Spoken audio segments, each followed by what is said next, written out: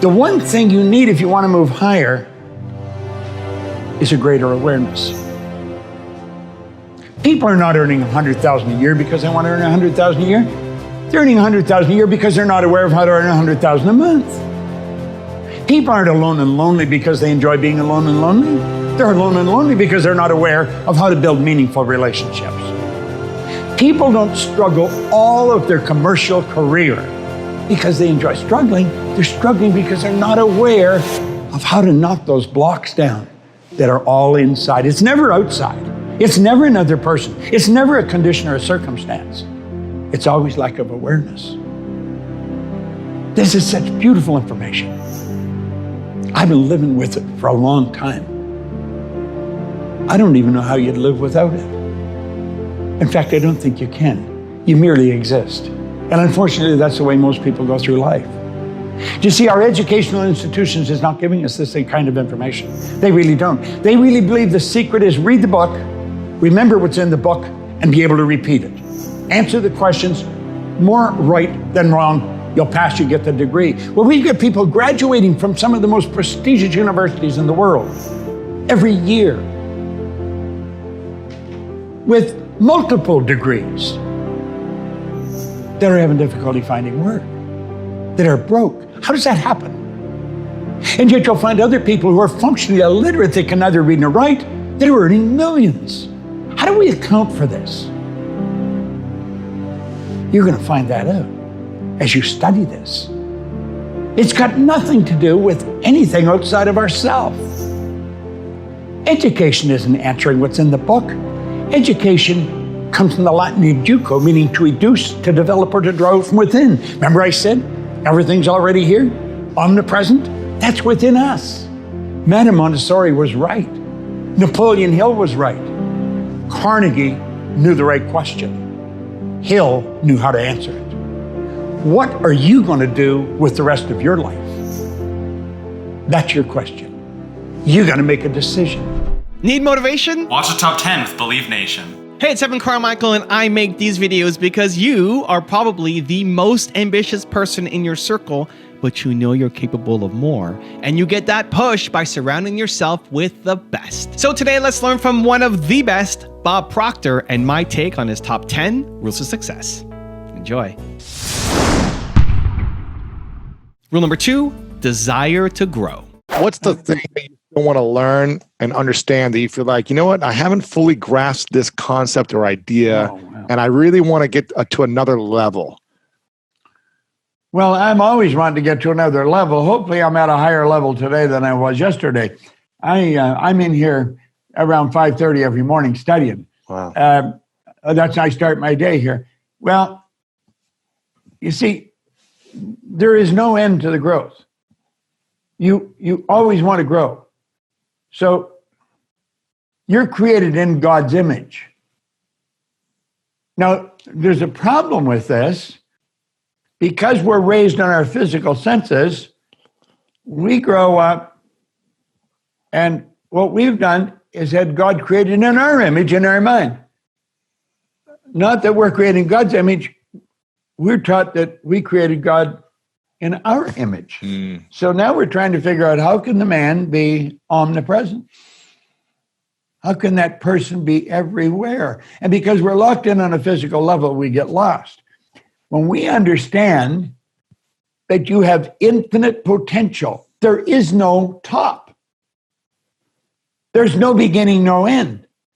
See, when it comes to School of Greatness, there's no finish line. Mm-hmm. When it comes to personal development, there is no finish line. So how can you tell how well you're doing? By the results you're getting. By their fruit. By their fruit, you'll know them. By the results they're getting. If they're not getting the results, they don't know. So if you're going to get a mentor, get somebody that's getting the results. Yeah. Or you don't want them. Rule number 3, put money to use. You see here on page 6, it says money is a servant. It's a servant. Now, there's a myth about money. Says another myth about money, like you accept money, is that it only comes as a result of luck or good fortune. Well, of course, that is really silly. That's not true at all. But that's the concept that a lot of people operate with. Okay? Now, if you move over onto page 7, we're talking about money's got to circulate. It's not only a servant, you got to keep it moving. I have some money here in my pocket. I keep it in a little envelope. And this stuff here is money. The truth is, this represents money. Now, this used to be paper. Now I think it's plastic. You know, use it as a fan. But this is, it's a servant. And you can put this to work. You got to keep it circulating. Now, we tell a story in here about Mr. Chapman. Now, Mr. Chapman was an interesting guy. He lived on the street that I lived on as a little boy. And my brother and I had a paper route, and we sold papers to the people on that street. We had 300 customers, went right from Kingston Road to the Lake Ontario. And almost every house we had as a customer. Mr. Chapman had a big house not too far from our house up on a hill. It was an old house. And one day, Mr. Chapman, we used to feel sorry for him. He was hunchback. He was a little man. He used to push a little cart around, and he collected junk. His wife was a tall, thin lady, and she always wore just skimpy clothes, like a cotton dress with maybe a little coat, running shoes. And she would be off up the street. She went to clean houses or clean offices. We thought they were really poor. Well, one day we opened the paper. We went up the corner to get the papers. And when we got the delivery of the papers, it was headlines that Mr. Chapman had died. It was a headline in the Toronto Star. They found $100,000 in a jar in the house. Here he is collecting junk, and he had $100,000 in a jar in the house. Now, I just looked up that up this morning. That's equal to $1,087,798 in today's dollars. That's what $100,000 in 1947 would have been. In today's dollars, it'd be over $1 million, $1,087,088,000. He had all this money, and he had it in a jar. It was serving no one. It wasn't circulating. And we were shocked that he even had it. So what we've got to understand is that saving it like that is silly. Like here, the money that's in this envelope in my pocket, it's useless as long as it's in an envelope in my pocket. It does no one any good. You may be saying, why are you keeping it there? It won't stay in, it won't stay there very long. I'll have it circulating in a very short period of time. Now, if you come down to the bottom of page 9, these are just basics. We're talking about here about a prosperity consciousness exercise. Now that we have touched upon some of the characteristics of money, let us turn briefly to a simple technique which you can begin using immediately to start attracting the amount of money that you desire. Now think of that. You can literally attract to you the amount of money you desire. You've got to ask yourself, where do I stand with money? Rule number 4, stop worrying. First of all, the cause of fear is ignorance. That is the cause of fear. And so if you follow the ignorance, it doesn't start out as fear. The ignorance starts out in a conscious level as doubt and worry. Mm-hmm. That's on a conscious level. We're doubting or we're worrying. Then we take whatever image comes into our consciousness of the doubt and the worry, and we turn it over to our emotional mind. That's what causes the fear. Well, that fear then has to be expressed through the body, through the only instrument it can be expressed through, our physical body. It sets up a vibration known as anxiety. Mm-hmm. Anxiety is not expressed. Anxiety becomes suppressed. Ooh. We suppress it. And the suppression then turns to depression, which turns to disease, which turns to decay. You see, you're talking about a track a person gets on. It's a very negative track.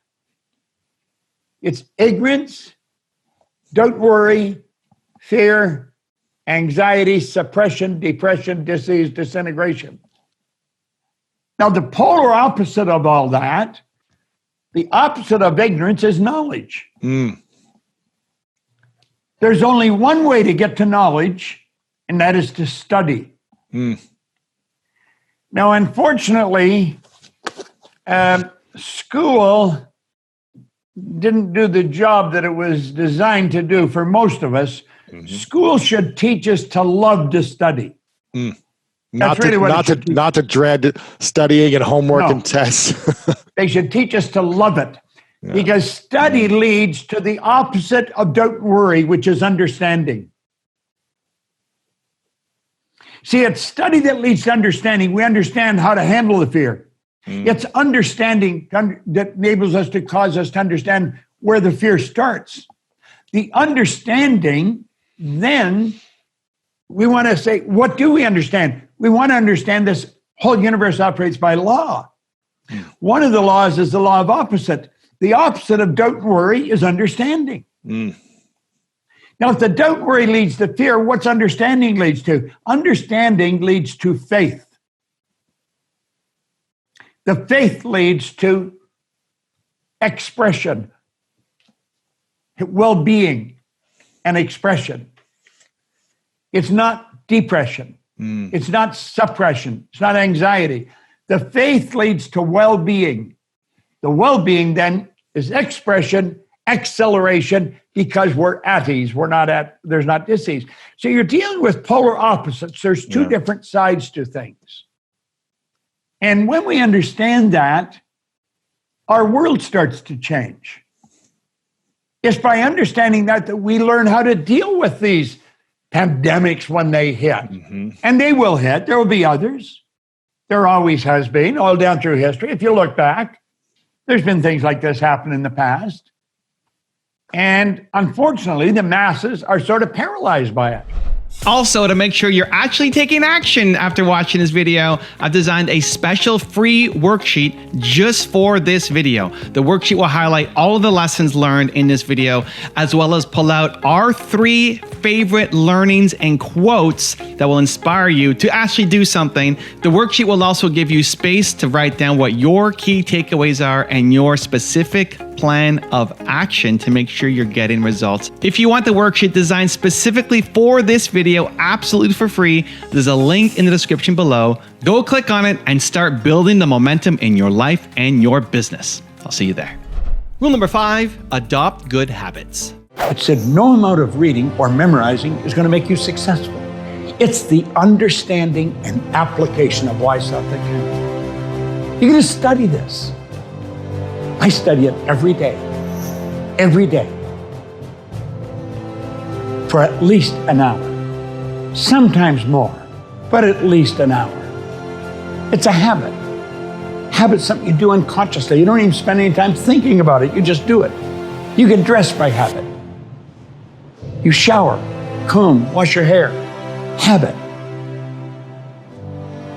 Do you know good habits automatically transform our life?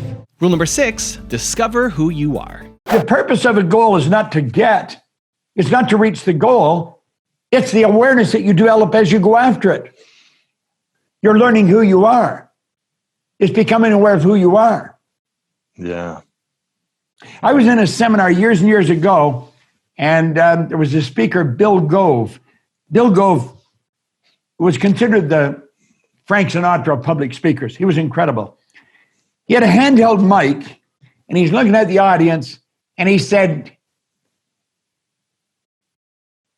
if I want to be free, I've got to be me. Not the me I think you think I should be. Not the me I think my kids think I should be. Not the me I think my wife thinks I should be. If I want to be free, I've got to be me. He said, I better know who me is. Rule number 7, plant your idea. So you're building an idea and you're planting it in universal intelligence. Now, when you do that, what you want to understand is that you planted that idea here.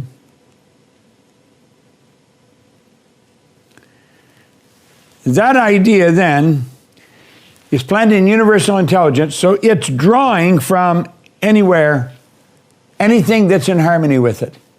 You see, this is a vibration. It's a frequency. And we have put ourselves on a specific frequency. When you hold that idea, when you're emotionally involved, that must be expressed with and through you. Whatever you need is in the universe, and this idea is going to attract it to you. Because the idea controls the vibration that you're in. The vibration you're in controls how you act, but it also controls what you attract. This is very important you get this. Your subconscious mind is like universal intelligence. And that idea then is on a specific frequency. Hold on.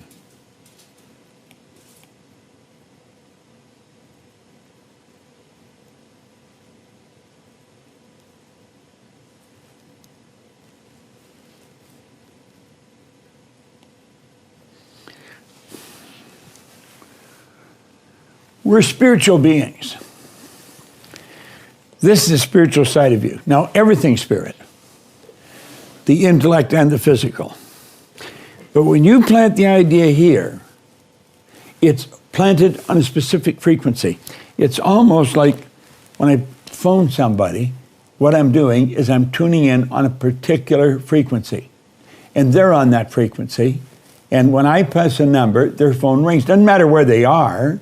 They could be anywhere in the world. You see, when it comes to universal intelligence, you eliminate all time and space. There's no such thing as time and space. Everything's in the now. Everything is in the now. And it's important that we understand that. And when we understand it, good things start to happen to us. Okay? Now, that idea will attract to it anything that's in harmony with it. So whatever you need will come to you. But it won't come to you before you need it. And we're very impatient, and we want to do this part before we get this part done. You got to do things in the order. You see, this part is operating by law. It's operating by law because it's universal intelligence, and the law is perpetual transmutation of energy. That idea instantly begins to move into form. And it attracts whatever is required. But it also causes you to act the way you have to act. So it's the action and attraction that ultimately produces the result. How long does it take for that to manifest? We don't know. That's governed by a law called law of gender. That law decrees that all things have a gestation or an incubation period. Rule number 8, don't think in reverse. I want you to stop and think of something you really want. That may be the thoughts on your mind frequently that you really can't get. Now, let's clearly understand, this is what I've got on the screen here, is what we do far too often. Far too often. We let the bank balance control our head. Now, I never let that happen. Do you know why? I never look at the balance. I've never balanced a checkbook in my life. And I don't intend to ever do it. I don't want to do it. I think it's terrible work. I don't want to do it. Now, does somebody have to do it? Absolutely. And I've got people working with me. Sandy Gallagher is a genius at this. She's just absolute genius. And so I like her being able to do what she's a genius at. I don't want to do it. I don't want to let results control my thinking. I prefer to do this. Now look here. I'm going to take this, and this is what I'd suggest you do, and rub this out. Rub present results out. And then start thinking here. We know that there's a power that's flowing into our consciousness. We know that. And this power, as it flows in, it just is. It's neither positive or negative. It just is. And we can make out of it anything we want. I've got the idea here. I'm not telling you what it is. I'm going to show you what it is. Mikey and I are going to discuss it some more. We get this idea here. Now, she's going to take this to the marketing team, and they're going to start talking about it. Now, let's understand this. You can do what I'm suggesting here. And when you do this, you then become, this is you here, you become like you're magnetized. And you just, it's like, whatever idea you hold, you impress upon your subjective mind. This is the part that you've got to try and get straight. This part here, okay? Your subconscious mind is part of everything. Everything's hooked together. Remember I say the levels of vibration, there's no line of demarcation, they're all joined together. Each one is hooked up to the one above and the one below. That's everything in the universe is connected like that. Now, and you can change it. You have the creative ability to change it.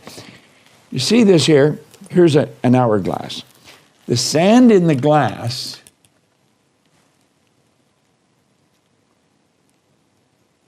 is running here. It never stops. The glass that's holding the sand used to be sand. Now think what I'm saying. The glass that's holding the sand used to be sand. But we have learned how to alter the molecular structure, change the vibratory rate of the energy that we call sand, then we can turn it into glass, then we can mold it whatever way we want, and we can make an hourglass out of it.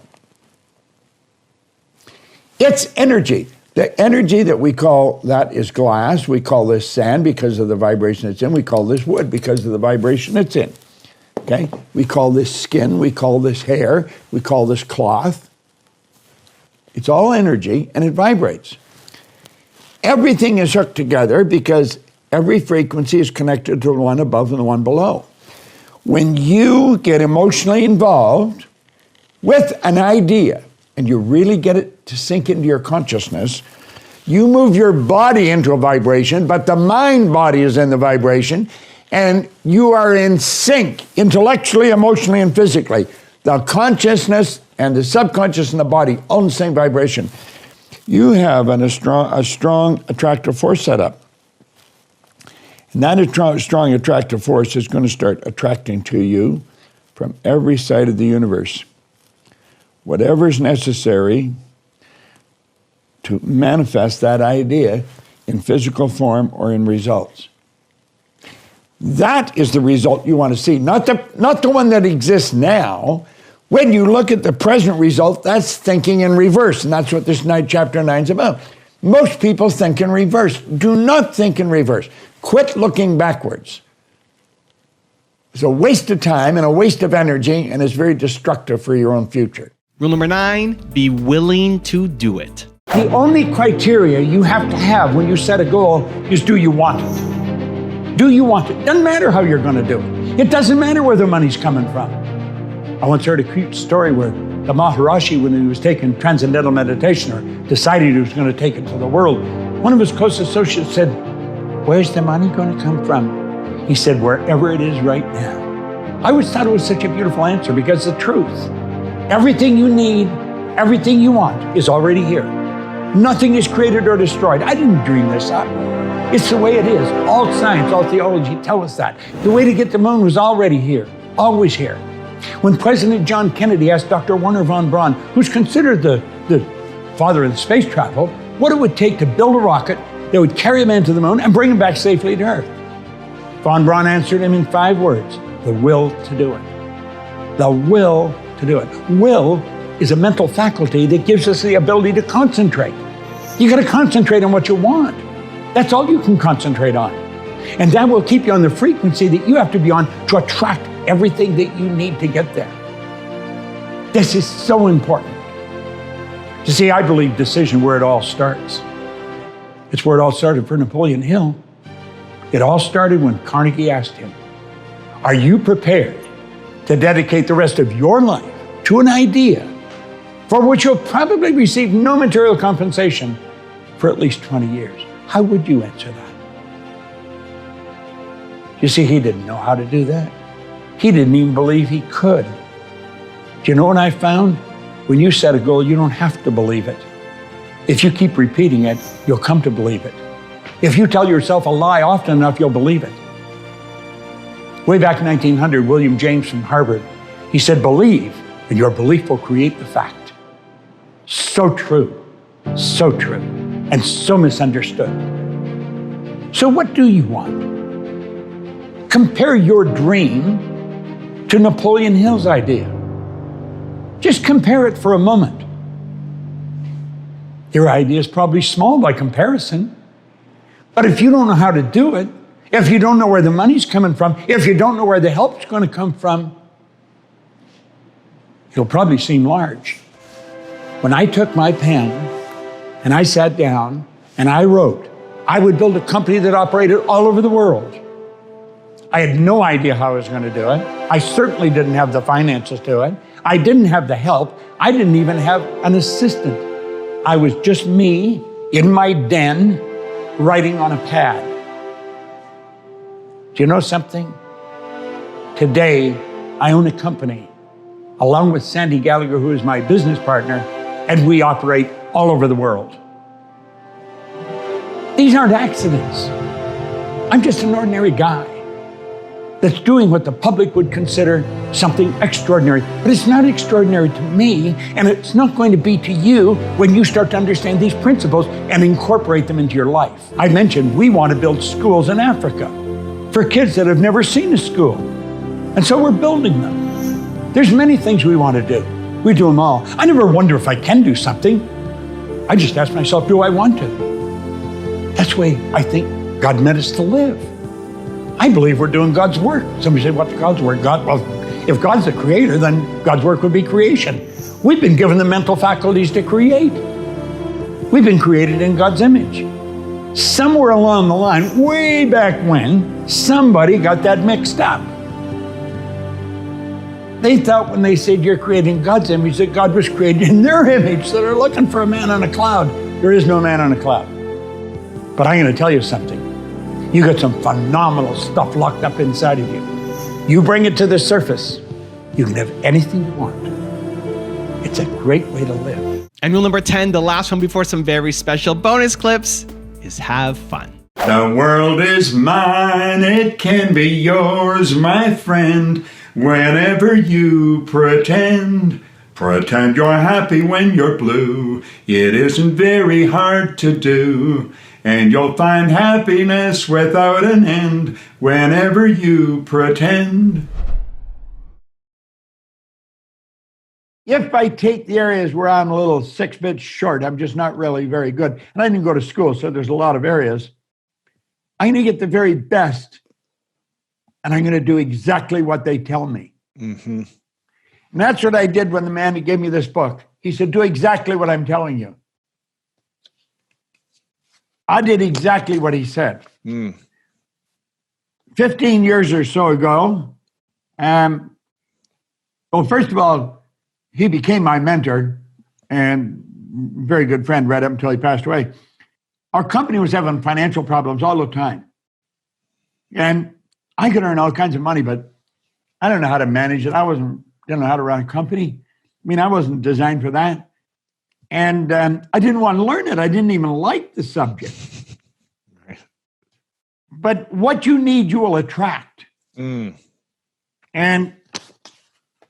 we had a lady come to seminar, was a securities attorney. She fell in love with what we were doing. She was a full partner in a company. And over a period of time, she became our business partner. She owns half the company. But she runs the company. She's the president, chief executive of the company. I mentioned to her last time, you should get her on for an interview sometime because she is a fascinating person. But she does a phenomenal job here. Yeah. Well, so I have found in the areas that I'm not very good at, I get the very best. And I work with them. I don't try and learn what they're teaching. I get them to do that. I get somebody else to do something else because it's going to take me to where I want to go. I have a young guy here that runs our studio. He's the director of the studio. He's absolutely brilliant. He set a goal when he was 13 to work with me. I remember this. He was living in Manchester in England, and he watched The Secret, and he saw me. He said, I'm going to work with him. 13 years later, he's here in the studio, and he runs this place. I love that. He's incredible. He can record and send it from anywhere in the world. He can come in here and do everything. And I found that's one of the secrets of getting to where you want to go. You need help. You got to have help. You got to have a lot of help. You're saying we can't just do it all on our own, Bob? Never going to do it on your own. You won't go very far if you're doing it alone. Love is the greatest thing. Love what you do. I went to visit Earl Nightingale one time, way back in the 60s. I'll never forget it. And I was leaving. I was so grateful. I had an hour of his time. And I said, Earl, what's the real secret?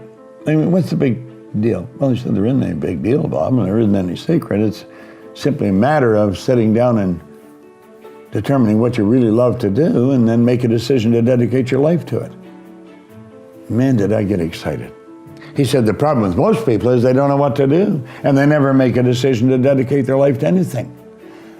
I got so jazzed. I knew exactly what I would love doing. I would love to do what he was doing. I made up my mind I wanted to do it, and I wanted to do it with him. And I made up my mind I would make a commitment to that for the rest of my life. You know something? That's exactly what I've done. I love what I'm doing. I love it. I absolutely love it. Now, when you love doing something, you'll run, baby, and you won't get weary. You'll walk and you won't get tired. You know why? You're a free flow. The energy is just freely flowing through you. You are greatest instrument then that God's got. You're here to do God's work. What's God's work? God's work is creation. God's the creator. You're creating God's image. You've been given creative faculties. Fall in love with what you do, and you'll be creating great stuff wherever you go. Love what you do. Love the people that you're working with. Fall in love with the idea of love.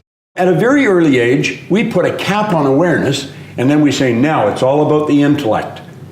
And so we've got lessons in school, and you got to remember what's in the book, and if you pass the test, you get the degree. There's all kinds of people walking out of schools with degrees. They're going crazy by degrees, and yet they can't find work. They're broke. You got people that have a doctorate in economics, and they're broke. How could that happen? Because they don't know how to use the information they've gathered. The average individual is self-serving. They're always focused on themselves. I want you to just pay conscious attention today. Write a little note maybe that you fold up and carry in your hand. Why do you do that? Just to remind you that you want to pay attention to everybody you meet. What are they doing?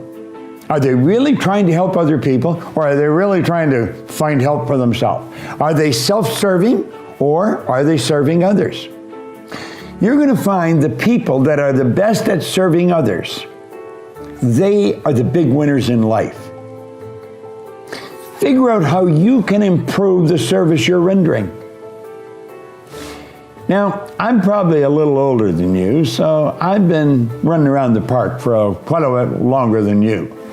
And I have learned one thing really well in life, that my success, my happiness is going to be dependent on how good I get at serving you or serving other people. I spend most of my time trying to figure out how to help other people. I do. I don't spend much time. You know, I get almost everything I want. Almost everything I want. There's very few things, I can't even think of anything I want. Christmas, birthday comes along, well, I don't know. Send a donation in my name. I don't want anything. And it's got to a point where I just want to serve others. That's all I want to do, is serve others. Now, I'm a pretty happy guy, pretty healthy guy, pretty wealthy guy. What have I done? I have just learned how to fall in love with the idea of serving other people. Our company's success is going to be dependent upon how many people we can serve and how well we serve them. We have a phenomenal staff of people in Proctor Gallagher Institute. I choose to believe that we have, I just love our staff. We have some of the most phenomenal people, and we've got people coming, like we have a guy, Tommy Collier. The guy is a creative genius. He wanted to come to work with us. I said, you want to work with us? I thought, wow, guy's so good. You will attract good people if that's all you want to do. Just serve other people. That's what we do. And we've got everybody in the company. That's where they're going. We got some pretty happy people, very successful people. And all we did is focus on serving other people. Companies that are enjoying the most success, they're the ones that provide the most and best service. This is the way it works. It always has worked that way. And I'm inclined to believe that it always will work that way. Fall in love with the idea of serving others. You'll be very happy, but you'll also be very successful. J.C. Penney, when he was 92, somebody asked him, "How are you doing?" "Well," he said, "my eyesight is fading me." But he said, "My vision has never been better." Van Gogh one time was asked, "How do you do such beautiful work?" He said, "I dream my painting, and then I paint my dream." Vision. Vision. Where there is no vision, the people will perish. What is vision? Vision is a long-range view of a multiplicity of things you want to do. Now, your purpose is why you're living. Your vision then, you want everything to be on purpose. Your vision then is like a funnel coming out of your head, going off out into the future. It's a long-range picture of a multiplicity of things you want to do. Your goal is taking a bite out of your vision. So sit and think. I'm God's highest form of creation. I've got mental faculties that go beyond the scope of my imagination. And build a long-range vision of all the magnificent things you want to do. Live with a vision. If you're not doing that now, you're missing something in life that's very valuable. Stop whatever you're doing right now and totally relax and build a vision of doing all kinds of things in the future. They all blend in together, but they're all different, and your life just gets bigger and better and bigger and better and bigger and better. That's the vision of your life. Vision. It's a beautiful picture. It's like a movie in your mind. A vision. You build the vision with your imagination, not with your eyes, but with your imagination. See, a person hasn't got this. Where there is no vision, the people will perish. It's so true. So true. Build a vision. I quoted Andrew Carnegie a few minutes ago. He said, any idea that's held in the mind, that's emphasized, that's either feared or revered, begins at once to clothe itself in the most convenient and appropriate form available. Depression it starts out from ignorance, doubt, and worry. I've got a chart, I show it. Doubt and worry is on the negative side of life. Understanding is on the positive side. Right. Doubt and worry comes from ignorance. Understanding comes from knowledge, but you got to study to get it. Doubt and worry are a psychic disease. It's an intellectual exercise. They're using their intellectual factors to build a negative idea, and that's all they see. They take and internalize that, and they get emotionally involved with it. It goes from doubt and worry to fear. They've emotionalized the doubt or worry. Turns into fear. The fear is in the emotional mind, and the emotion must be expressed through the only instrument it can be expressed through, the physical body. So it moves the body into a state we call anxiety.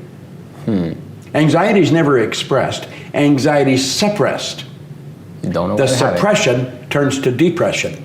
They bottle it up inside. They suppressed the fear. It turns into depression. The depression turns into disease. The disease turns into decay. St. Clair Lewis was right. He said, we don't die, we kill ourselves. Now, what is the opposite of all that? You'll go from ignorance to doubt and worry to fear to anxiety, suppression, depression, disease, disintegration. Go over on the other side. You go from understanding to emotional state called faith. You just know it's going to move into form because you understand the law. Faith isn't believing something you can't see. Strange thing about faith and fear, they both demand you believe something you can't see. Why would people choose fear over faith? Because they're ignorant. So you go from understanding to faith. The faith manifests on the physical plane, not as anxiety, as well-being. The well-being is not suppressed, it's expressed. And the expression turns to acceleration. You're building energy. And that is because there's no dis-ease, you're at ease. And that turns into creation, not disintegration. It's all a mental trip that they're building. Now they go to the doctor gives them Valium or some kind of drug to cool them out. He gets them numb so they don't know what the hell they're doing. Have you ever thought of failing your way to success? Think about that for a moment. Do you know that anyone that enjoys any kind of success feels their way there? That's right, they do. I want you to think of this for a moment. See this little light here? Someone gave me this as a gift. This is a replica of the light that Edison built. And you know, he spent a long time before he got this thing to glow. He really did. And he started off because he had an image of it in his mind. But every time he tried, he failed. And he failed 3,000 times, it's been said. Now, I've never really talked to Edison, so I don't know if that's accurate, but I have an idea it is. 3,000 failures. Now, a reporter asked him one time how he felt about failing 3,000 times. He said, I didn't fail 3,000 times. He's there with 3,000 steps to get to where I'm going.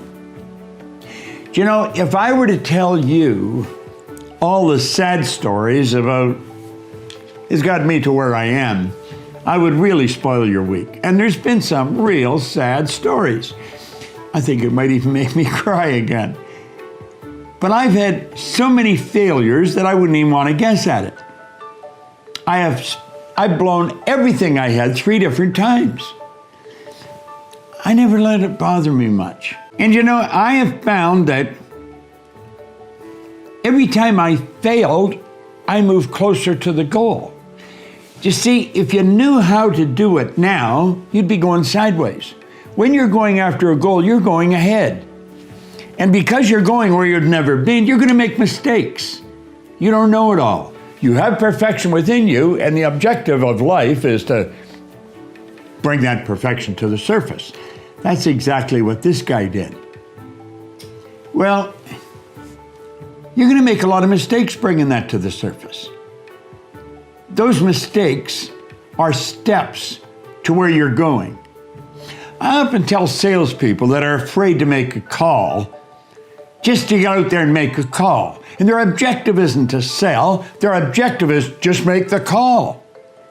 If you make the call and you're afraid and you do it, you're successful. You've accomplished what you want to do. You made a call. And after you get comfortable making those calls, then you can start to polish up your presentation, and odds are pretty good you'll start making sales. And if you keep polishing up your presentation and working at getting better, you're going to master a thing called selling. But if you think that you're going to enjoy great success and it's just one win after another, you're kidding yourself. It just doesn't happen. I don't even know anyone that's pulled that kind of a deal off. If they did, they were cheating or lying. You don't get what you want. You get what you are. You've got to become what you want. You've got to realize that the minute you hold your mind in harmony with the good you want, then you've already got it. It's only a period of time till it manifests in physical form. You've got it intellectually, and you can talk to somebody about it. You've got it emotionally, you can share your feelings. It's only a period of time till it moves into form. That's called the perpetual transmutation of energy. That is a law, the first law of the universe. Do you have any regrets for your life? No, absolutely not. I'll tell you, I probably would have said yes 15, 20 years ago. Then what happened? I was watching Johnny Carson's show, The Late Show, and Johnny Carson wasn't there. George Carlin, the comedian, was sitting in for him. And they're both dead now. Vincent Price, a movie actor, was a guest. He's gone too. But Vincent Price had just shot a pilot. And of course they told the public on television it's a new series. Well, it wasn't a new series at all. They were hoping it would turn into a new series. They shot a pilot, and if they got good ratings, then they'd shoot a dozen more of them. Right. And so after they went through the small talk, Carlin says to him, well, tell me, Vince, Vincent, tell me about your new series. And Vincent says, oh, I think everybody's going to love it. He said, it's about a train, and it's like a magic train. Is you can buy a ticket to go back in your life. I would pay for that. Any point you want to start over. And he said, when you get there, I'm the conductor on the train. I stop the train, I let you off. And he said, I think everybody'd like to go back and start over at some point, don't you think so? I thought, yeah, I could think of a couple of things where I could have started over. And George Carlin said, no, I don't think so. He said, if I went back and changed anything that had happened in my life, I wouldn't be me. And I like me.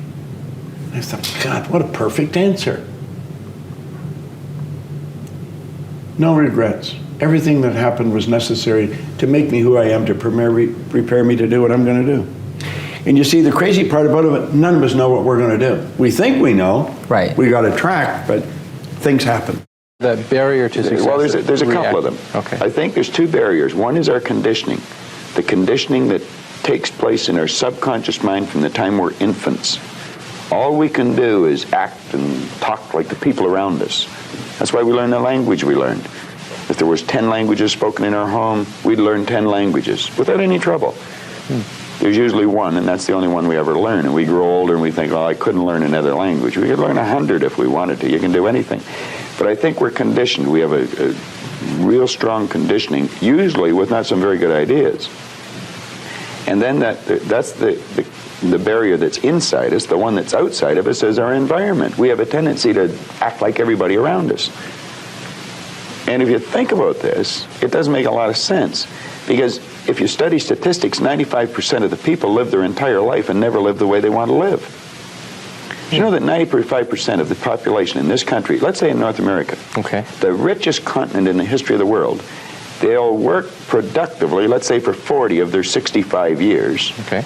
and they'll end up with hardly any money. Well, there's got to be something wrong. Do you know that most people don't reach their goals? Do you know there's a difference between setting a goal and achieving a goal? Now, almost everyone knows how to set a goal. They go into their imagination, they pick out what they want, and they write it down. But you know something? 90-some% never reach it. And I know why.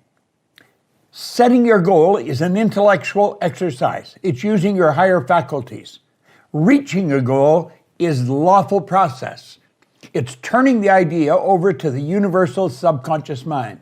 You've got to learn how to get these two parts of your mind working in harmony to reach a goal. The future must become the present in the imagination of the one who would wisely and consciously create circumstances.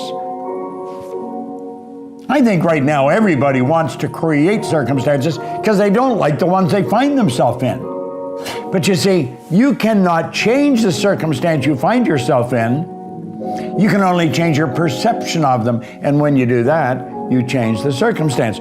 So we say here, the future must become the present in the imagination of the one who would wisely and consciously create circumstance. We must translate vision into being. Thinking of into thinking from. Imagination must center itself in some state and then view the world from that state. See yourself where we want to be and then be there. Thinking from the end is an intense perception of the world of fulfilled desire. That is so cool. Thinking from the end is an intense perception of the world of fulfilled desire. So what are we doing? We're building a goal, and then we see ourselves already having accomplished the goal. Thinking from the end is an intense perception of the world of fulfilled desire. Already got it. I don't have to get it, I've already got it. That's an intense perception of the world of fulfilled desire. In other words, you got it. It's here. Now think. Are you thinking from the end or are you thinking of the end? If you're thinking of the end, your thinking is way out there. If you're thinking from the end, you're part of it. See, the end result has already happened in our mind. We're creative beings. We're God's highest form of creation. we can create in our consciousness the kind of person we want to be, and then be that person. And that's what he said here. We must translate vision into being. So we don't just visualize it, we be it.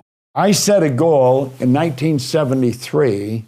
I set a goal that I was going to build a company and operate all over the world. I had left the Nightingale Conant Corporation and decided that I was going to do this because I didn't agree with the way they were doing it. People weren't really learning it fast enough. They wouldn't get involved in the repetition. We were selling recordings, but the recordings weren't working because the people didn't understand how to use them. So I decided I would leave and start my own company. And I wrote down I'd build a company and operate it all over the world.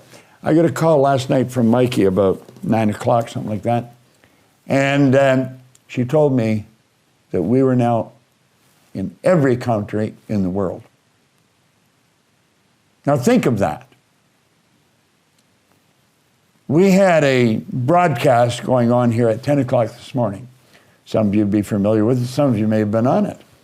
And that broadcast had attracted thousands, literally thousands of people from every country in the world.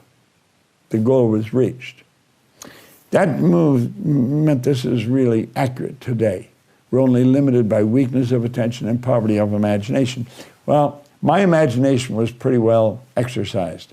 I don't have any difficulty building huge ideas in my mind and just figuring out how to do it. Now stay with me here. The thing that's stopping you from taking the risk that you want to take is called a terror barrier.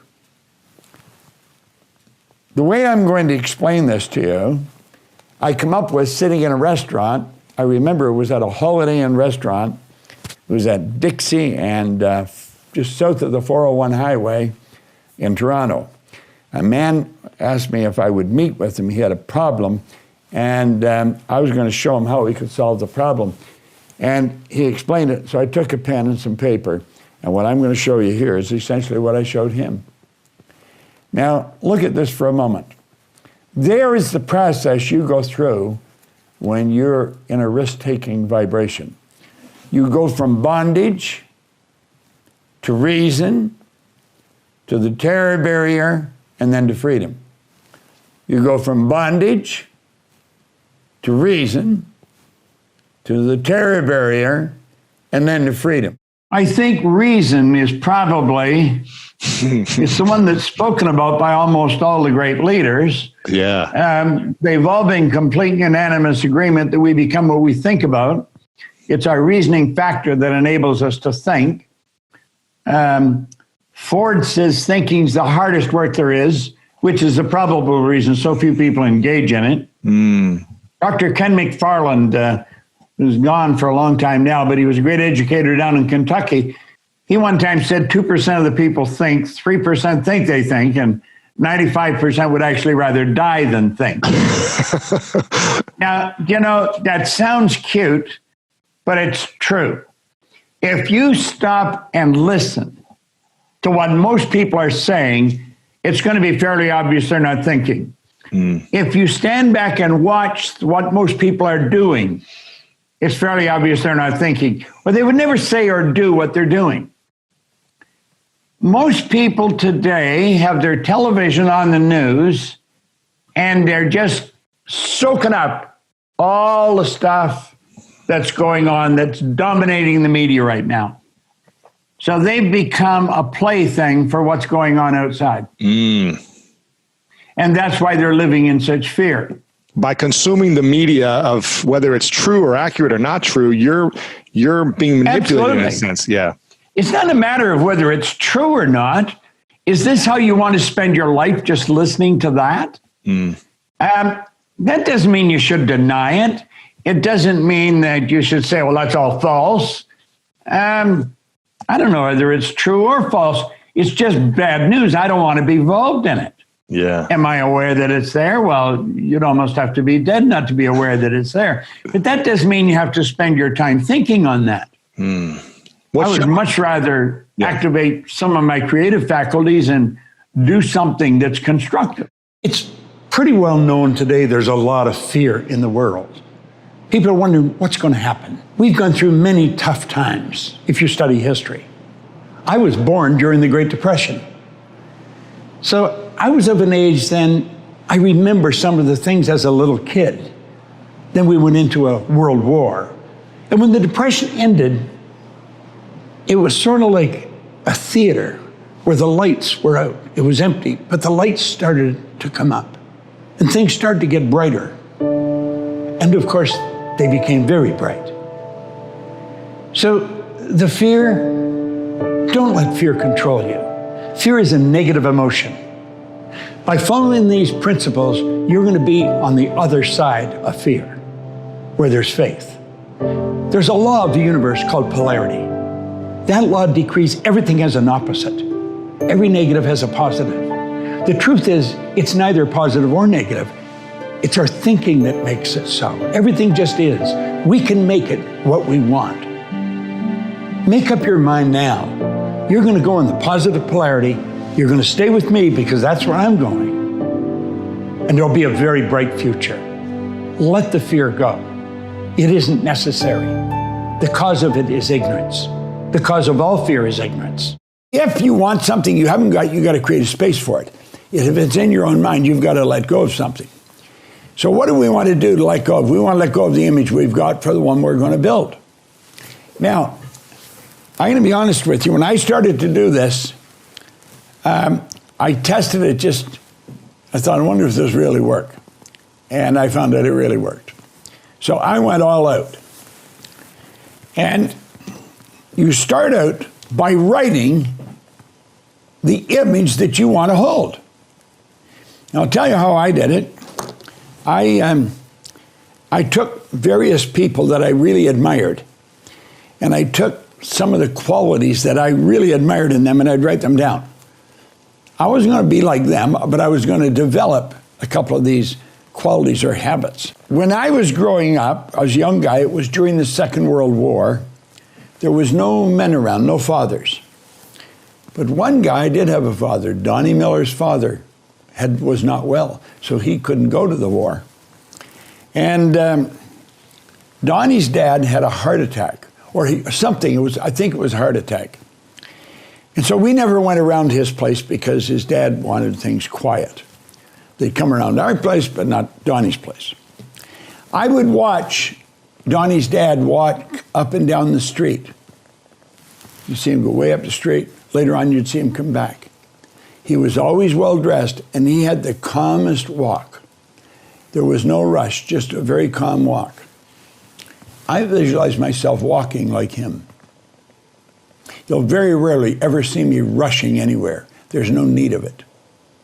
You can be calm. So when I built my self-image, I built it around certain things. Ray Stanford always had money.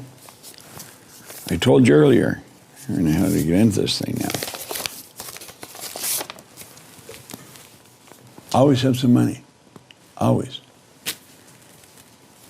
Now, I hardly ever use it because I really don't pay for very much. I get somebody in the company to order whatever I want. But you see, I never had any money. Ray always had a roll on him. He would have a roll like that in his pocket all the time. Now, there's about $3,000 here. There's not about, there is $3,000 here. You see? Well, I only earned $4,000 a year at that time. $3,000 would have been a ton of money. But everybody has different little quirks. I like to carry money. And it's probably because I never had any. And now I have some money, I want to carry it. But you see, I started to do that before I had any money. And I would take and I would put phony money in a roll, but I would have the right thing on the outside. It was the thickness of it. My mind didn't know the difference. I knew intellectually the difference, and then shortly I didn't even pay any difference to that. It was the feel of it. I did different things. I watched different people. I saw how this person did this and somebody else did that.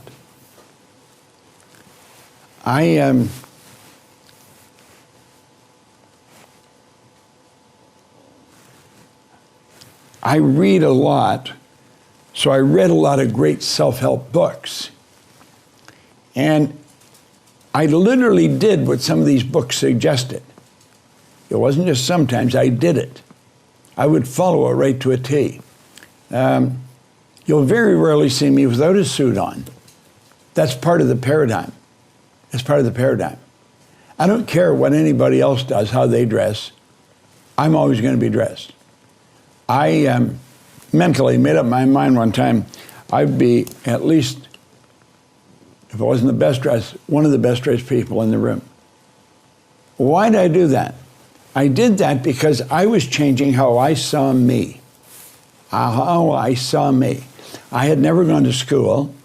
I had no money. I had dumb jobs. And today, along with Sandy Gallagher, I have a company that operates all over the world. Right here on my desk, I have sitting this little hourglass. Well, you know, I can't put anything where that hourglass is until I get rid of it. And we find that we want things to come into our life, but we don't create room for them. Nature abhors a vacuum. And I remember we were sitting in the living room having a cup of coffee and just visiting. And she said, do you mind if we go and sit in the kitchen? And I said, not at all. So I asked her, I said, why do you want to sit in the kitchen rather than here? She says, I can't stand that room. I just hate living in that, sitting in that room. She says, I hate those curtains that are on the window, on the dining room window, the drapes on the front window. And I said, no, you don't hate those, Mark. I said, you only attract things to you that you love, that you're in harmony with. I said, if you really didn't love them, you get rid of them. But she said, I'm going to put them there if I get rid of them. I said, Mark, if you had something to put there, you couldn't put it there because you've already got something there. And I said, that's when I started to teach her the law of vacuum law of prosperity. So anyway, she went and got a chair and got up and stood on it. She started to take all these curtains down. Well, Don, he was roaring like a stuffed pig. He said, what are you doing? And she said, I'm getting rid of these. And she did.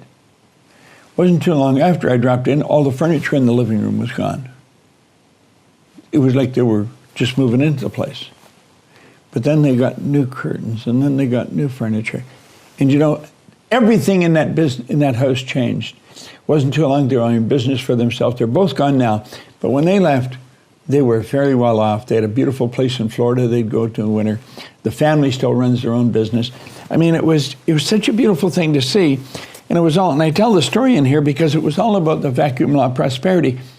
Well, what have you got in your life that you don't want? Or that you don't like? Or what is it that you've got that you really want to get rid of? You've got to get rid of this stuff. Get rid of it. Give it away. See, nature truly does abhor a vacuum. When you make space for the good that you desire, that's when the good's going to come. Most people don't make the space for the good that they desire. Talk about people paying themselves. They pay everything under the sun, but they don't pay themselves. Think of when you're on a plane and the oxygen mask may drop down. There's a problem with oxygen in the plane. They will tell you, if you have a child with you, put your own on first. Because you can't look after the kids if you haven't got yourself looked after. Well, that's exactly the same with money. Look after yourself first. If you don't pay yourself, you're soon going to cheat yourself and just not do very well. We are building a picture in our mind here. This is an idea. We could say it's a goal. Then we impress that idea upon this part of our personality. That's the idea in our mind. Now, what we've got to understand is that this part of our mind, the subjective mind, is actually universal intelligence. And this is really the way it is.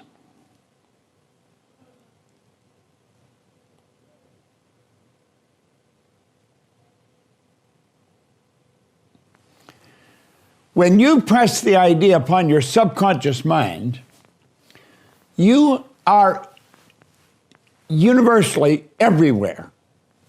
Now, to help you think of that, well, here's a phone.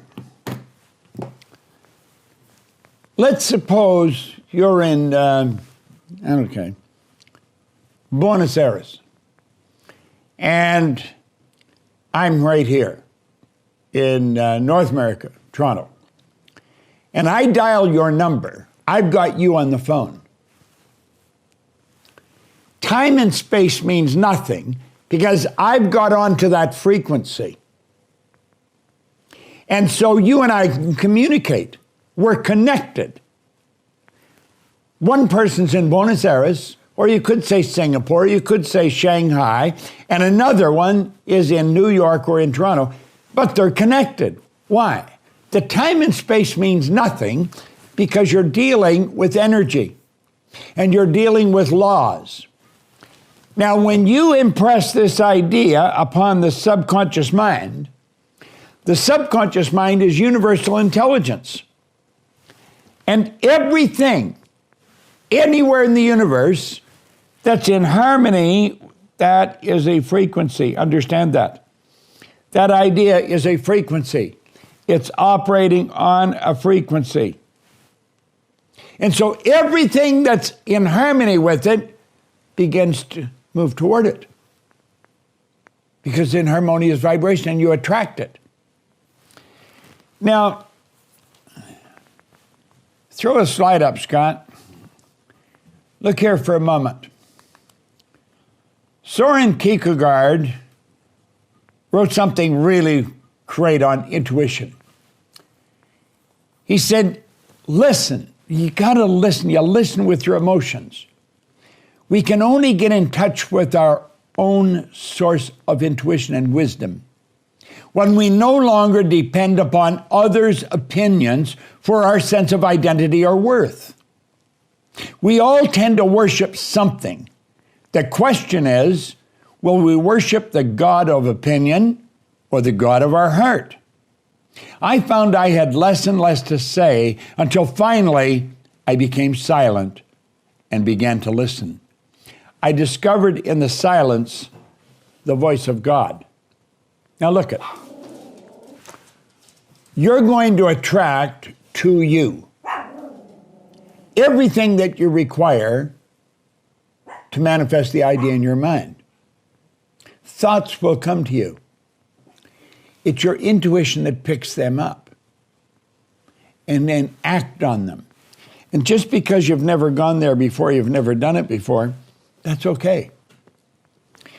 This is where courage comes in. This is where awareness and wisdom comes in. See, intuition is the mental faculty. Go back to our slide here for a moment, Scott. Intuition is here in our conscious mind. It's one of our intellectual factors. We have perception, the will, reason, imagination, memory, and intuition, right here. Now, intuition is that mental faculty on a conscious level. We pick up thoughts that are flying our way. They're flying our way.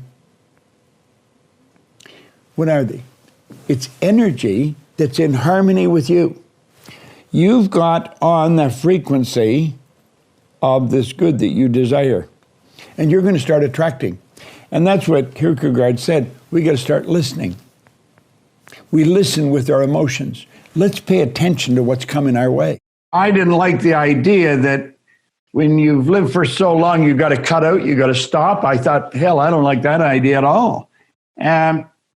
First of all, I think I believe we're here to do God's work. God's work is creation, expansion, fuller expression, greater goodness. And if we're going to do that, we're going to be working at it all the time we're here on this planet. We never stop. So age should have no bearing on it. Mm-hmm. I had a couple of people ask me when we started to build this place, we put a couple of $1 million into this, and somebody said, how old are you? And I think I was probably 83 when I started to break ground. They said, you're 83 and you're going to spend $2 million building a studio? And I said, yeah, why not? I mean, You see, we let things that really have no concern, we let them bother us, we let them control us. Age is a dumb thing to let control you. It's our thinking that controls everything. That's the one point every great leader agreed on. We become what we think about. Well, what's a person thinking? I'm thinking if I get old, I got to stop. Well, then you'll stop. Or I'm thinking, well, if I've been here a long time, I've got a lot of experience. I want to utilize that experience to keep me going as long as I am here. I want you to think of this for a moment. Let's suppose there was a virus going around. And this virus caused people to really stunt their growth, ruin their income, and cause them to mix with people who are on the wrong track. And it was a virus, and there didn't seem to be any prescription to solve the problem. We would be in panic state. We would be looking everywhere for some kind of a prescription to fix and kill this virus. Well, do you know this, what a paradigm is? A paradigm is a program that is lodged in your subconscious mind, in your innate mind. It has been placed there genetically. From the moment of conception, all mom's DNA and all dad's DNA is your DNA. And then there's an attractive force set up. And when you are born, then your environment becomes part of the paradigm. Why do you think so many people are struggling? Why do you think only 3 or 4% live a truly full, wealthy, meaningful life? It's because everybody is caught up in the paradigm. When I started to study this, when I started to understand it, it just about blew my mind. And then when I found out I could change it, I could take a pen and write my own paradigm and live the way I really wanted to live, I almost found it hard to believe. Sandy Gallagher is my business partner. Love her. She is really good. She was going through a very tough time personally a number of years ago. We were in Phoenix. We were doing a seminar. I had to leave, catch a plane somewhere. And she said, before you leave, could we get together maybe for a cup of coffee? Could you, I want to talk to you. And I said, sure. So we went across the road to a coffee shop. And we were sitting there. And she said, could you give me 2 or 3 ideas that I could do every day that would help me through this? I said, sure. I didn't know what I was going to tell her, but I knew I would tell her something. So I said, every day, I want you to take a pen and write down, every morning, write down 10 things you're grateful for. But you've really got to be grateful. You've got to feel it. You're really grateful. Then I want you to send love to 3 people that are bothering you. If they're bothering you, you don't like them. They've got nothing to do with it. You're thinking bad thoughts about them. You're putting yourself in a bad vibration. Send love to 3 people that bother you. And then take 5 minutes and be quiet. Just be perfectly quiet and ask for guidance for the day. Everybody in our company does that every day. She started to do it like that, everything changed.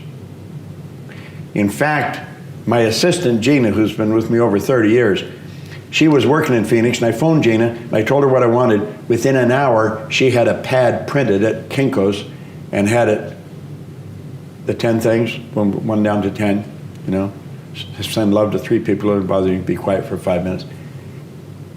Sandy was going to Hawaii with her sister and her mother the next day. She got pads made for both of them, and every morning they started to do that. It changed every one of their lives. We give that out now in a lot of our seminars, and we train the audience to do it. Start every morning, write 10 things that you're grateful for.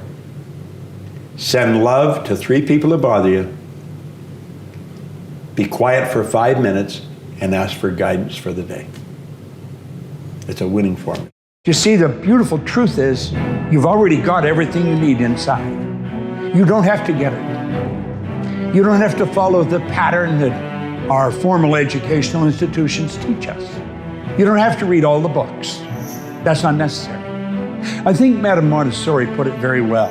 She said, we tend to send a child to school as if they're an empty cup and we expect them to fill the cup. The truth is the cup's already full.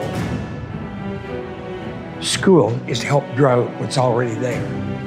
You see, you and I are God's highest form of creation. There's nothing on the planet that will even come close to us. Strange thing to know, you and I are the only creature on the planet that is totally disoriented in our environment. All those other little creatures, they're completely at home in their environment. They blend in. We don't. We're totally disoriented. And that is because we have the ability, you and I do, of creating our own environment. Now think of what that means. That means that you and I can literally create the life we want. Now, as I said, when I first heard that, I did not believe it. But I knew the man that was giving me the advice believed it. And that man was Raymond Douglas Stanford, one of my very first mentors. Have you ever spent any time wondering, how does everything happen? How does everything happen? Why does the night follow the day? Why doesn't the day follow the day? In fact, in some places it does. But I spend a lot of time thinking about this. In fact, at times it almost drives me crazy. But like right outside of my studio here is a Japanese maple tree. And there's times of the year it's absolutely beautiful. In the spring of the year, it has buds on it, and then the buds, boom, and leaves pop out. And the leaves generally in the spring are a very deep greeny brown. They're not a pretty looking leaf. But then they start to change, and over time, you don't notice it happening. Just one day you look and it's a different color. And by fall, the leaves are crimson red. They're the most beautiful. It is the most beautiful tree. And it's right outside in my studio. I'm sitting here at my desk and the camera's around me, but out there is that tree. And you know, every fall the leaves turn red. Every spring they're greeny brown. They're not greeny brown in the fall and red in the spring. They're always red in the fall and greeny brown in the spring. Think about it. Did you ever wonder why the tide goes way out and the tide comes way back in? I spent some time in the Navy in Canada, and I was down on the East Coast for a while, and I was near the Bay of Fundy. Do you know the Bay of Fundy has one of the highest and lowest tides in the world? It's absolutely amazing. It goes way out and then comes way back in. Same up around Prince George on the West Coast. You go onto a ship and you might be walking up a plank just right straight up, and you go off the ship, sometimes you're going right down. That ship goes way up in the air and it comes way down. Very high, very low tide. Now, some places the tide's not very big. They do have a tide, but not too high, not too low. Why is it so different in one place than another? You know, why does the leaves change color? Why do they change color? You know, why does the grass keep growing? Wouldn't it be so much nicer if the grass just stayed at a certain length? You wouldn't have to cut it, but it would always look pretty. You know? Do you ever think about this? Do you know that everything in this universe happens in an exact way? An exact way. Not by chance, but in an exact way. When John Kennedy, the President of the United States, asked Dr. Wernher von Braun, who was the mastermind behind the space program, when he asked him, what would it take to build a rocket that would carry a person to the moon and bring him back safely to Earth? Von Braun answered him in 5 words: the will to do it. That's it, the will to do it. He knew you didn't have to know how to do it. He knew you had to learn how to do it, but you didn't have to know to make up your mind you were going to do it. Now, why did he say that? Because he understands the laws. Von Braun one time said after years of studying the spectacular mysteries of the cosmos, he was led into a firm belief in the existence of God. And he said, the natural laws of this universe are so precise that we don't even have any difficulty building spaceship. We can send people to the moon, and we can time the landing with the precision of a fraction of a second. Now, he said these laws must have been set by someone. I see the laws as God's modus operandi. But I'm going to tell you something. Everything happens by law. When you and I get in harmony with the law, now we do that Odds are pretty good we should understand them. But when we get in harmony with the law, man, I'm going to tell you, it's just smooth sailing. Success happens. Probably be a good idea to understand the laws, wouldn't it? Think about it. Your life is governed by laws that are not man-made, so they're not going to be man-changed. And if you study them and work in harmony with them, you'll shock yourself with the good you can do. Now, I've been doing that for the last 58 years. I'm starting to get a reasonable grip on them, but I don't understand them as well as I want to or would like to. But I'm going to study a little more today. You know, I get my trusty book out here. I'll have to talk to you about this book. That'll be another talk. Study the laws. Find out what they write, what they're like. What are the laws? And then study them. You'll win. Ever notice that some people seem to want to hang on to stuff that is bothering them? They're forever talking about it. They don't want to let it go. They've had a failure at something and it's dwelling. They can't get over it. They just can't get over it. Or somebody said something nasty to them. They don't want to let it go. Do you know what we should do? We should ask ourselves, everything that happens, is this serving me? Is this serving me? And if it's not serving you, get rid of it. You don't want anything in your life that's not serving you, that's not causing you to grow, that's not adding to the quality of your life. I don't care what it is. You will find some people, they just hold on to bad stuff. They hold on to problems. They don't want to seem to let it go. And that adds more problems. Whatever you focus on grows. The only thing that can grow is the thing you give energy to. Why would you hold on to anything that's not serving you? Now, I want you to think about this. I'm not going to talk about a lot about this today because I don't think I have to. I just want to let you know that if you're holding on to something that does not serve you, you are making a terrible error. It's going to cause all kinds of problems. You may blame other people or other things. You may blame the situation. It's you are the cause of the problem. The man that told me to pick up this book and read it, Ray Stanford, he had a saying. He used to say to me, Bob, you're the only problem you'll ever have, and you're the only solution. I think it might have taken me 5 years to understand that. But I do understand it. And you know something? I am the only problem I'll ever have, and I am the only solution. Don't hold on to anything that is not serving you. Reject it. Do you know the beautiful part about having an inductive reasoning factor? That's the part that chooses thoughts. You can accept or reject. The beautiful part of your mind, you can accept or reject anything that comes into your world. Accept or reject it. It's a choice. Don't hold on to anything that is not serving you. There's a saying on all of your seminars, on the tickets, if you have to borrow money for this, do it. It may be the last time you're doing it. Listen, wow. When I read this, I owed everybody I knew money. But the guy that told me, he said, don't clean officer for somebody else, do them for yourself. And he told me where I could buy a used floor machine and some buckets and mops. It was going to cost $980. I mean, I didn't know anyone would lend me money because I never paid them back. Not that I didn't want to, I just never had any money. Well, I searched and searched and searched, and I found a guy that lent me $1,000. So when somebody tells me they can't borrow money, I know that they haven't tried. I think anybody can borrow $1,000 somewhere. And that's what I did. And I turned it into a multi-million-dollar organization. I sat down one day with my pen in this business. I said, I'm going to build a company that operates all over the world. We operate all over the world. So if you have to borrow money, borrow the money. But get into the business. Actually do it. You know, the truth is your spiritual DNA is perfect. We hear a lot of talk about DNA today.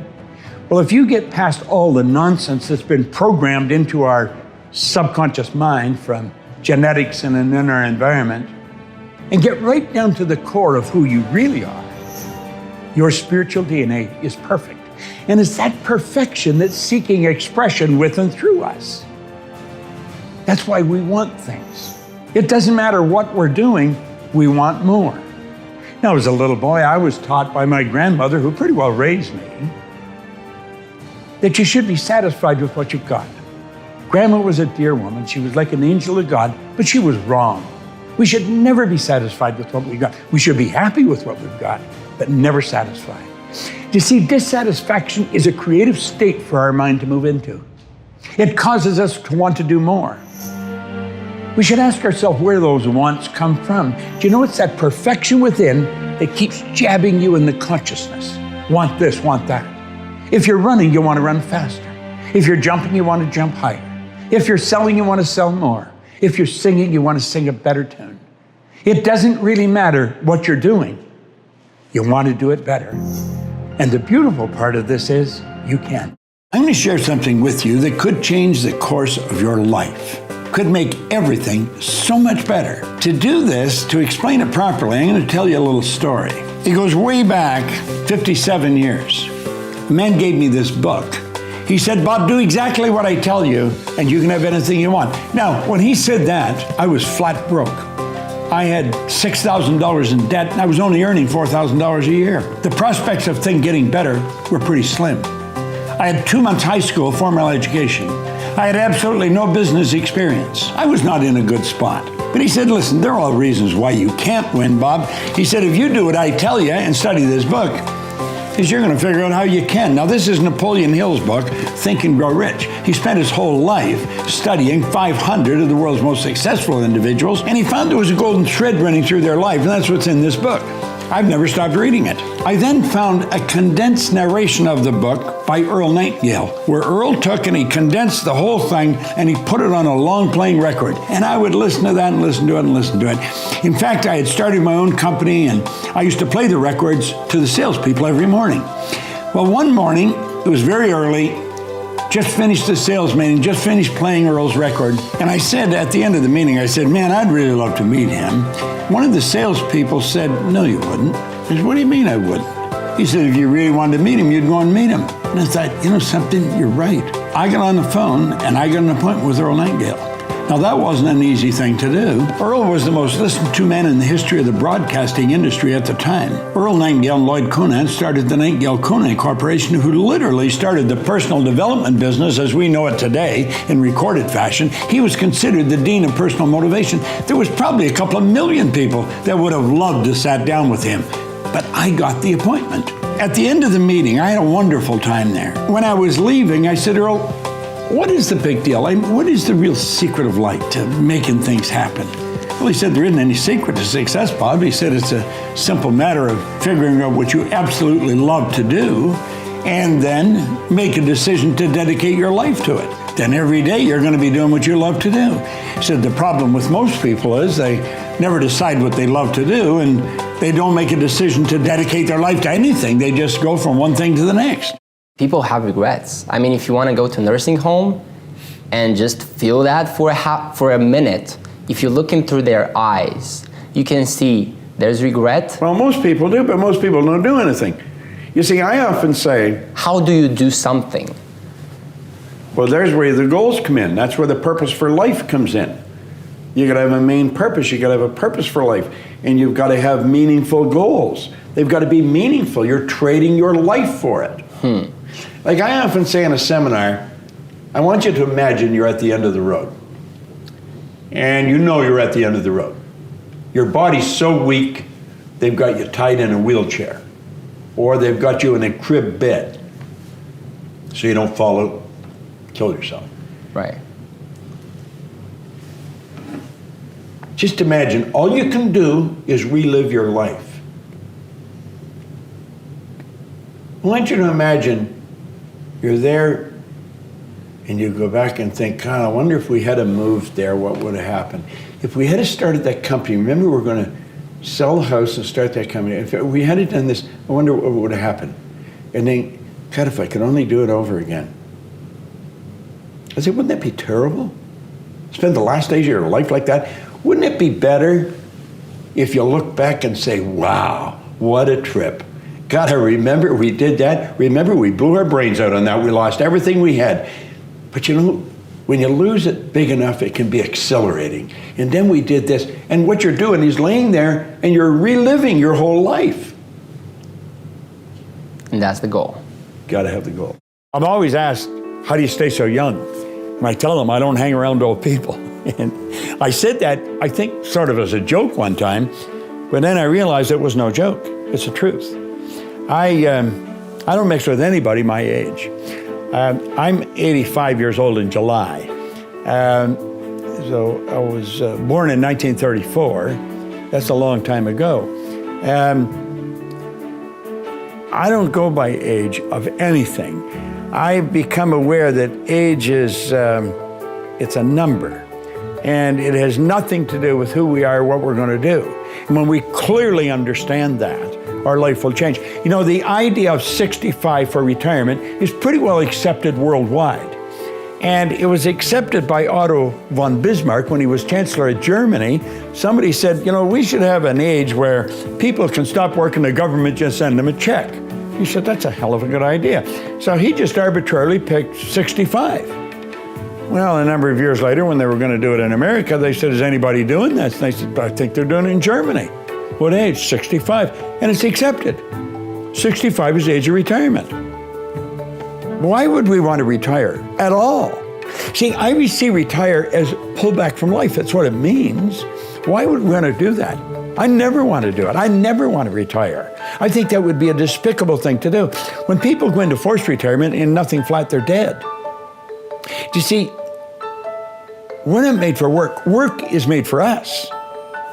And when we clearly understand that, I think things start to change for us.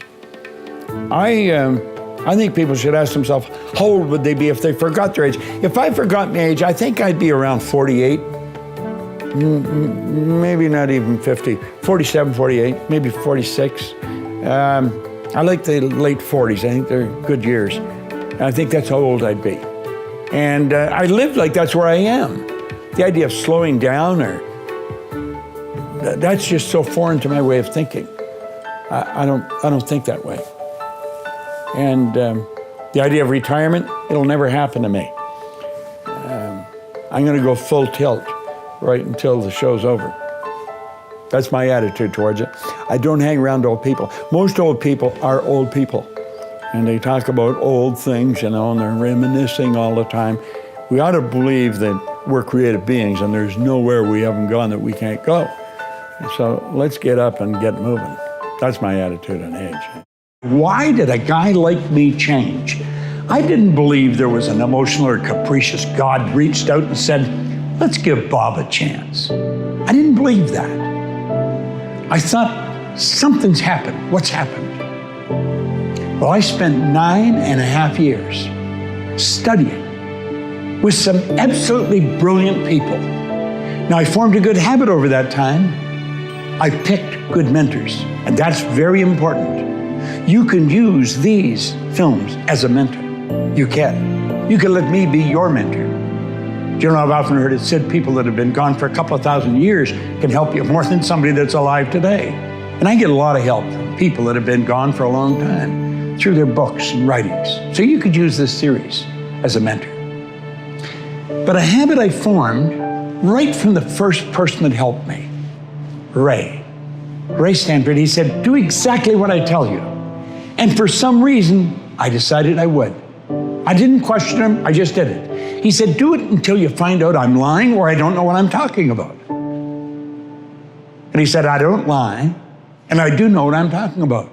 So I'm going to say that to you, and hopefully you'll grasp it the same as I did. Do what I suggest in these films until you find out I'm lying or I don't know what I'm talking about. I don't lie. And believe me, I do know what I'm talking about. Many years ago, they said, by their results, you'll know them, or by their fruits, you'll know them. I searched every day, and every time I picked a new mentor, and I did pick new mentors, I did exactly what they said. It was difficult at first because what I was really doing was changing habit patterns. But they were teaching me things. They were teaching me information that the average person may never learn. I developed a very close rapport with them. And they were brilliant people, every one of them very accomplished. That is a good rule. If you want to do something, go to someone who has demonstrated by results they do know what they're talking about. Ask them, what should you do?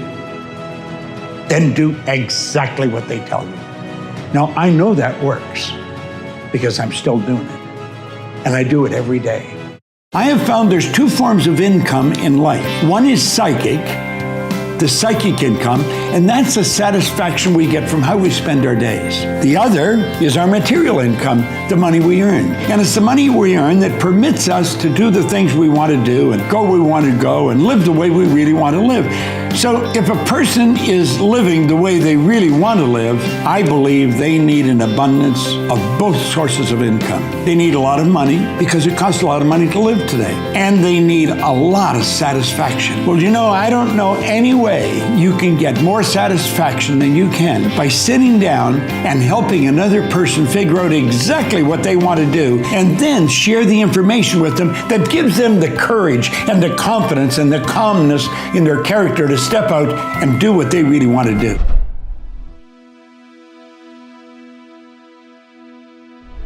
Because you made it this far in a video, I want to celebrate you. Most people start and don't finish. Most people never actually follow through. Most people say they want something, but they don't ever do the work to actually get it. But you're different.